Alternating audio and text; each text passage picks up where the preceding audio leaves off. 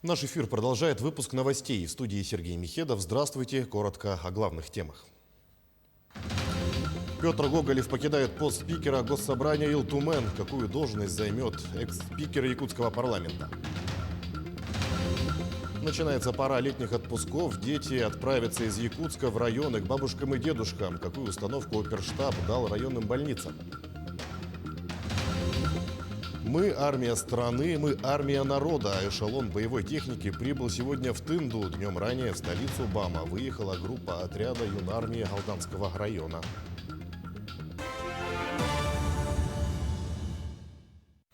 Петр Гоголев покидает пост спикера Госсобрания Илтумен. Об этом он объявил на встрече с народными депутатами сегодня. Как написал в своем телеграм-канале депутат Павел Ксенофонтов, решение связано с переходом Петра Гоголева во вновь созданный Конституционный совет при Илтумене. Петр Васильевич отличный юрист, знает все тонкости конституционного строительства государства. В его лице мы получим отличного защитника Конституции Республики Саха, отметил Павел Ксенофонтов. Петр Гоголев работал председателем Госсобрания Илтумен Якутии с 25 сентября 2018 года. Спасатели приступили к поиску и эвакуации фрагментов ракетоносителя в Алданском и Кобяйском районах. С помощью беспилотных летательных аппаратов компании ЦСТ в Алданском районе обнаружили створки головного обтекателя ракетоносителя. В Кобяйском – фрагменты двигателя. Спасатели Алданского ПСО десантировались в лесной массив для подготовки вертолетной площадки. Далее занялись распиловкой и эвакуацией. Сейчас об эпидобстановке. 100 человек заболели коронавирусом в Якутии за сутки, из них 64 в Якутске. В Мегино-Кангаласском районе 8 случаев, в Амгинском 6, в Вилюйском 4. Еще в 10 районах от 1 до 3 заразившихся. Региональные лаборатории за сутки провели свыше 1500 исследований на ковид. Начинается сезон летних отпусков, в связи с чем уже главы района обращают внимание на то, что в районы начали приезжать дети.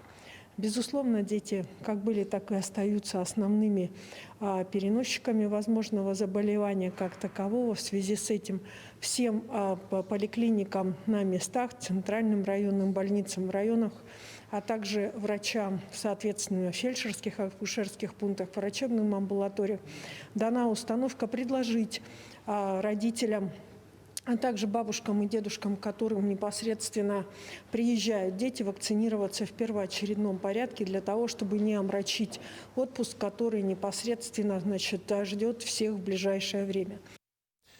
Выездные санитарные рейды провели в предприятиях 21 муниципального образования республики за прошедшую неделю. Всего выполнили 1237 рейдов, выдали 14 предостережений, составили 147 протоколов об административном правонарушении. Об этом нашему телеканалу сообщил зампред правительства региона Михаил Никифоров.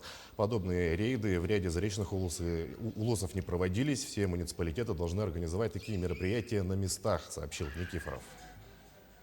Административной комиссии со сводной группой оперштаба города Якутска, Управлением Роспотребнадзора и Министерством предпринимательства Республики Саха-Якутия проведено 581 выездная проверка. Из них 475 объектах торговли, 57 объектах общепита, 38 объектах бытовых услуг, 15 развлекательных центров и в 2 фитнес-центрах.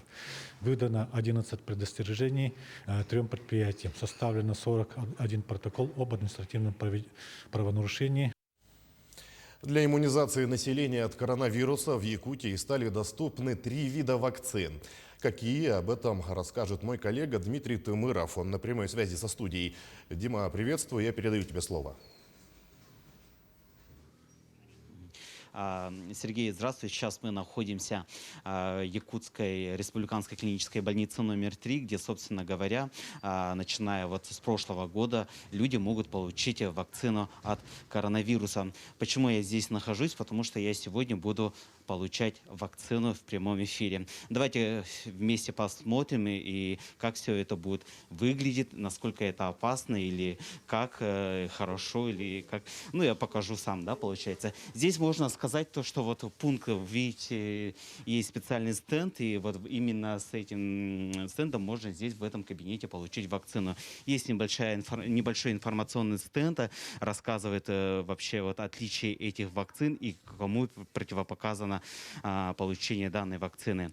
Здесь уже можно заполнить анкету о том, что вы даете согласие на получение той или иной вакцины. У меня уже этот листочек заполнен, я его заполнил, и я буду получать вакцину ГАМ-ковид-ВАК. Это получается у нас спутник Ви. Ну, давайте дальше пройдем и узнаем, как все это будет проходить. Ага, здравствуйте. Ага, мы пришли получать вакцину. Угу.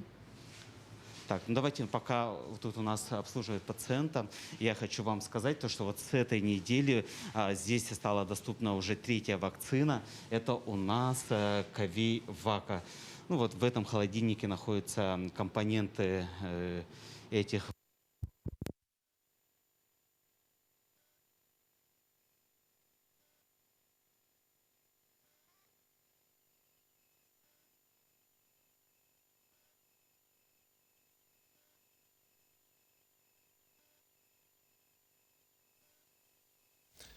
К сожалению, связь с Дмитрием прервалась. Мы вернемся к прямому включению чуть позже, а пока продолжаем выпуск. С начала года более 90 новых объектов капитального строительства внесли в карту строек Якутии. С начала мая застройщики известили региональный Госстройжилнадзор о начале строительства 9 новых объектов. 5 из них – многоквартирные жилые дома. Их возведут в Якутске, Амгинском, Хангаласском и Татинском районах. В Якутске планируют строительство первой очереди комплексной застройки квартала «Воинская часть» и многоквартирного жилого дома на улице Байкалова в 117-м квартале. Еще 4 извещения о возведении промышленных и линейных объектов, очистная канализационная станция и магистральная кольцевая сеть водоснабжения в Вилюйске. Такую же круглогодичную магистраль в селе Андреевское. Административное производственное здание и газотурбинную электрическую станцию в Ленском районе на Талаканском нефтегазоконденсатном месторождении. Региональный Госстройжилнадзор инициировал и внеплановые проверки в отношении 21 руководителя управляющих компаний. Поводом послужило окончание срока действия квалификационных аттестатов. С 2020 года ведомство неоднократно направляло предостережения о своевременном прохождении повторной аттестации. Так как ее отсутствие является грубым нарушением не только законодательства, но и лицензионных требований. Если по итогам проверки жилищный инспектор выявит факт отсутствия аттестата, то руководителям УК грозит штраф на сумму от 50 до 100 тысяч рублей или дисквалификация на срок до 3 лет и штраф на управляющую компанию в размере от 250 до 300 тысяч рублей. Ну а сейчас мы возвращаемся к включению с нашим корреспондентом Дмитрием Тымыровым. Дима, я возвращаю тебе слово.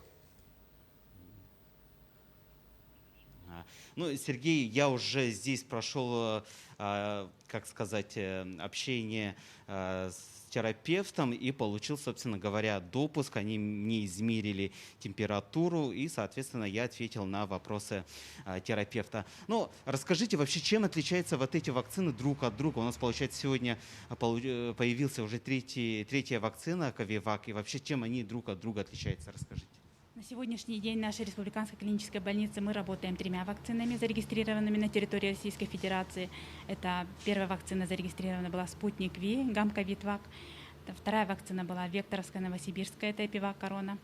И третья вакцина, мы буквально получили ее на днях в пятницу, это КОВИ-ВАК, разработана в институте, научном центре имени Чумакова. Все 3 вакцины зарегистрированы и прошли полное испытания.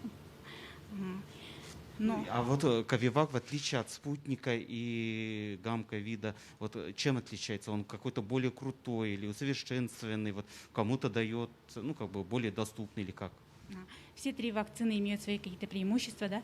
Спутник Ви, например, она более универсальная, высокая эффективность доказанная, да, более изученная вакцина. Эпивак Корона мы пользуемся, применяем у пациентов пожилого возраста, у кого аллергические реакции в анамнезе, хронические заболевания. Да? И вот новая вакцина, она разработана на основе убитого коронавируса, да, целого. Поэтому разработчики все-таки надеются на высокий иммунный ответ и на продолжительность иммунного ответа. Хорошо, спасибо. Ну вот, вы, прежде чем получить эту вакцину, получаете вот такое направление, и, соответственно, это ваше разрешение. Вот в моем случае это получается спутник Ви, и непосредственно сейчас мы пойдем к медицинской сестре и будем получать уже свою вакцину. В моем случае это спутник Ви, я буду получать первые компоненты, а их, напомню, 2 штуки. Ну, укол ставится у нас, получается, в мышцу, это получается мышца предплечья, да, правильнее будет? Ага. Ну, надеюсь, эта процедура не, как бы, не больная, то есть особо каких-то реакций не будет. Ну, надеюсь на лучший исход.